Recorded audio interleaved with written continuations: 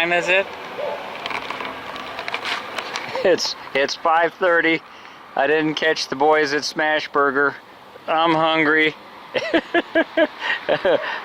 My breakfast burrito place does dinner too, so yeah, that's what we did. Went in and got ourselves some dinner. So checking things out here. Okay folks, today what we're gonna do is put these side pods back on the Dune Buggy. I took them off because I was doing quite a bit of off-roading and didn't want them to get all rock chipped up and so forth, and I didn't want to start putting aluminum sheeting or pads or something on there to stop the rocks, and that clear bra stuff that they try to sell for the front of your car, they want an arm and a leg for that. I mean, couple of $100. I asked the guy one time if he would just do, if he had some scraps that he could do over here where I throw my leg back and forth and scratch it up, and you know, it was crazy. So I had these on before, of course. I got them when I got the body about 12 years ago, and they're very thin and very lightweight, and I've taken some trouble this time. I got some 3M spray adhesive, and I found this foam rubber. There you can see the adhesive on it, and I'm just gluing this on the inside, because what you'll find when you put these on your car is if you do get stone chips and whatnot, it's kind of like a drum, because these are so lightweight. It's just a big hollow drum. So I thought I'll try to do this to deaden the sound, and I think you need to glue it so it makes contact and kill that vibration. And I have some more foam. This just came with something that was shipped to us at work. I don't remember what it was exactly. You can get it at Hobby Lobby, any place. And this just was free. It was in some packing material or something. So that's what we're up to. The way I designed mine, those are very thin. You can see the holes on the very bottom there, and they were supposed to fit underneath the steel frame, underneath the frame. To me, I just didn't like that idea. So as you can see, I raised my buggy 2 inches. I just got some square stock. This is not a stock pan. This is a Dune Buggy aftermarket frame with a fiberglass floor, and makes for a real solid, nice handling machine. Short wheelbase, and let's see, what else was I going to tell you about that? Oh, the other reason I raised that was because air cleaner clearance. With it 2 inches lower, you can see where I would probably have contact there with my air cleaner, and on this side it's much worse yet. So just something to keep in mind, something to look at if you're gonna run dual carbs.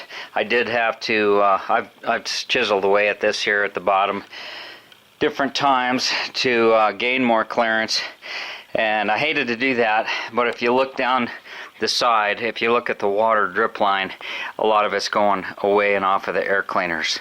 Doesn't mean that water splashed up on this side and dirt doesn't give you a good, make you a nice mess, but I was thinking about putting something from here going up, maybe off the top of the air cleaner, come over and down to this pipe. But you know, you do seem like you do have to fiddle with dual carbs more than a stock single center mount carb, and I just wanted easy, quick access, because sometimes in the middle of a ride she'll start snorting and bucking and acting up, and you gotta get after it. And so anyhow, I'll keep you posted here as we proceed. Okay, I'm telling you, yeah, I'm not used to humidity. I don't know how you guys do it in these coastal areas. It's only 75, 76 degrees, and I'm dripping, and I don't like it. I like it a little drier. Now, I've removed all of my grade 8 bolts and washers, dropped them from the bottom. If you look at the way this was designed, it's pretty cleverly done on the bearing frame.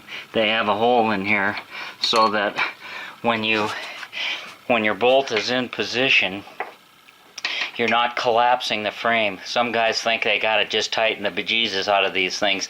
You really don't. It just goes up to the bottom. They put welded a tube in there so that people wouldn't over tighten them. And you'll remember in a stock scenario, the body rests on this lower tube. Nice flat surface, good support. But don't think that these things are just because they got a roll bar and stuff in them that they're safe. You get T-boning this, you're taking the dirt nap. These things are just portable coffins. So I haven't really loosened anything else up, taken all those body bolts off, and now I can hopefully get enough room to squeeze that thing apart and start working my body panel in there. Okay, let the struggle begin.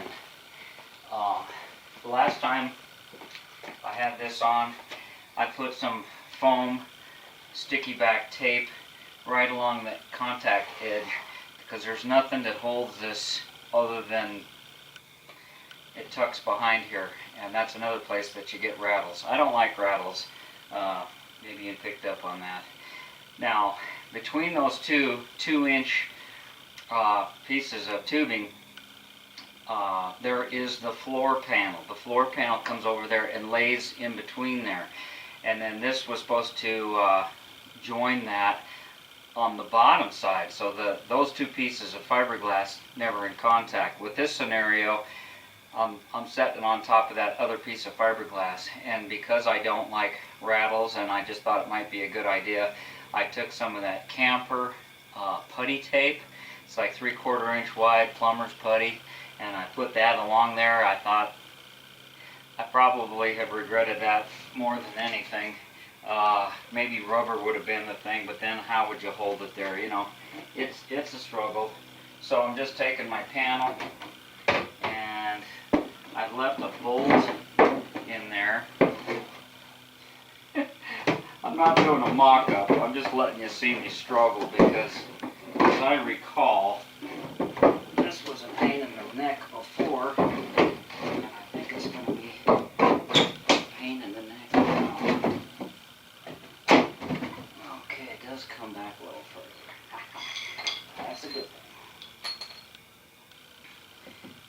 It's always nicer when you have somebody to help you, an extra pair of hands. Would be nice about now. Now you want a tight fit, even though it's a struggle now, you'll be glad later.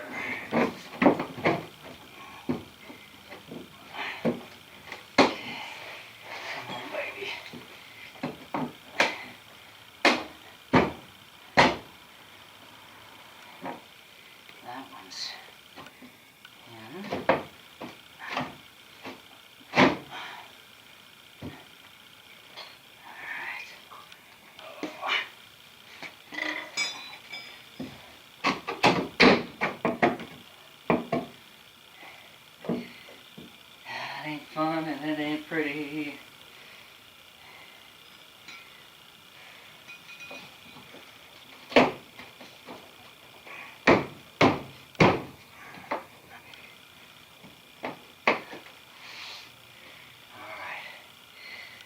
Like I said, it's a wrestle and a hassle.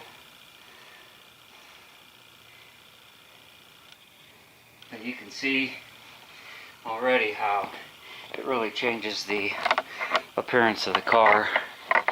Gives it more of that finished look and gives you some protection from splash from the front wheels. Although that's not really an issue. You would think it would be, but it goes straight back. So anyhow, I'm going to struggle with that for a little bit. Alrighty, it is done. My goodness.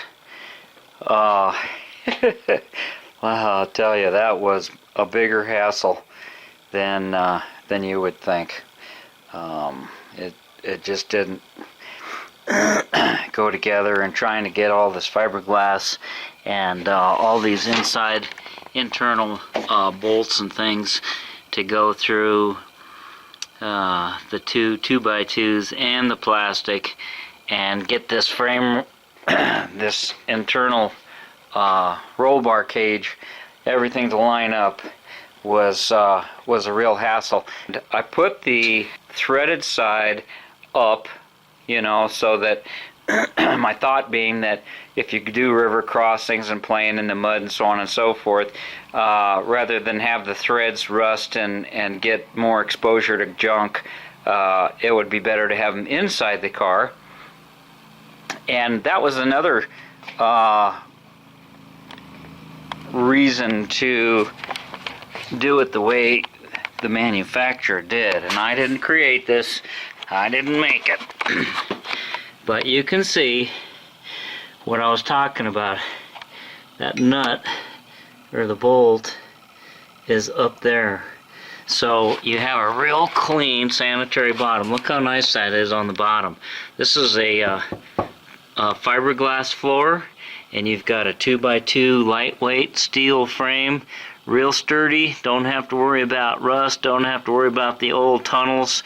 In the tunnel position, it has a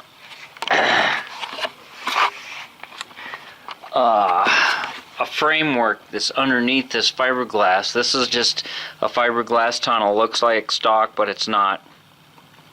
Also in the front and the back, because I've raised it up to 2 inches, I just took a piece of plumber's insulation and put it around that hump section to fill the void there. It's just sitting in there. The wind hole pushes against it. Never had it pop out. It rides just real nice that way. In the back,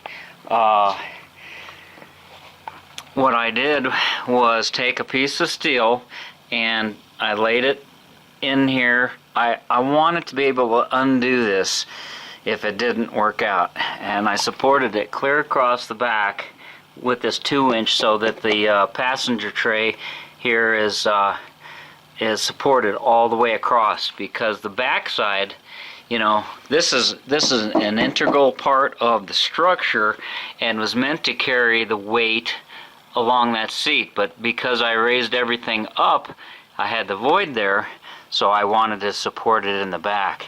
Then what I did was I'm using a solid mount transmission, and I came down here with these other braces to give it some lateral support, kind of like what do they call that bar, that Z bar that they put on hot rods and stuff. I can't think of it right now, but at any rate, you can see you got cracks in here and you got spots. Now that's potential to get the water in there, and I've stuffed foam rubber in there in the past and different things. You could caulk that a little bit in there, but you know, what's the point? This thing is, it's all fiberglass, it's not going to rust. Now having that glue in there hopefully will deaden some of the sound, and if it gets wet, I don't care.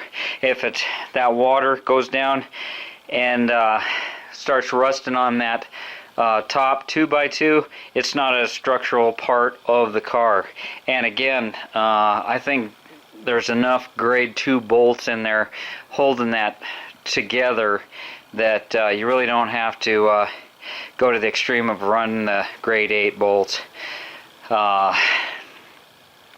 So anyhow, I supposed to be hooking up with some guys this evening to do a cruise, and I don't even think I'm going to wash the buggy.